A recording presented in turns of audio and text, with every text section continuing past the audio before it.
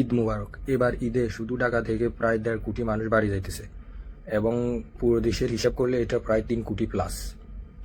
এই সব কিছু ছাপিয়ে এবার যাত্রী কল্যাণ সমিতির একটা জরিপ সবচেয়ে বেশি আলোচিত। চলেন দেখে নেওয়া যাক এই জরিপে কি আছে। এই জরিপের হিসাবে গত 20 বছরের তুলনায় সবচেয়ে বেশি ভাড়া নেওয়া হবে এই বছর। গত বছর যা ছিল প্রায় 832 কোটি। এই জরিপ কি আসলে সত্যি? আমাদের মন্ত্রী মশাই তো রীতিমতো এই জরিপকে চ্যালেঞ্জ করে বসে আছে। চলেন দেখে নেওয়া যাক। ধরে নেন এইবার 2.5 কোটি মানুষ বাড়ি ফিরবে, তাদের মধ্যে থেকে বাড়তি ভাড়া নিবে প্রায় 80% মানুষ থেকে, যা 2 কোটির সমান। দূরপাল্লার বাস নিতেছে 400 থেকে 500 টাকা, স্বল্প ও মাঝারি পাল্লার বাস নিতেছে 50 থেকে 150 টাকা, যা এভারেজ 300 বা 400 টাকা করে ধরা যায়। 2 কোটি মানুষ 400 টাকা বাড়তি ভাড়া, টোটাল 800 কোটি। ঠিক এইভাবে সমিতিটা জরিপ করে থাকে, যা পুরোপুরি ঠিক না, যা তাদের প্রেস কনফারেন্স দেখলে বোঝা যায়। এখানে তারা বলছে হতে পারে, কোনো নিশ্চয়তা নেই। তবে কি এইবার বাড়তি টাকা নিতেছে না? চলেন গণমাধ্যম কি বলে দেখে নেওয়া যাক।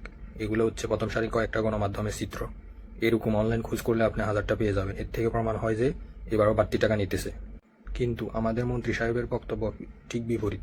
ওনার হিসাবে বাড়তি টাকা তো নিতেছেই না, উল্টো মানুষকে ছাড় দিতেছে।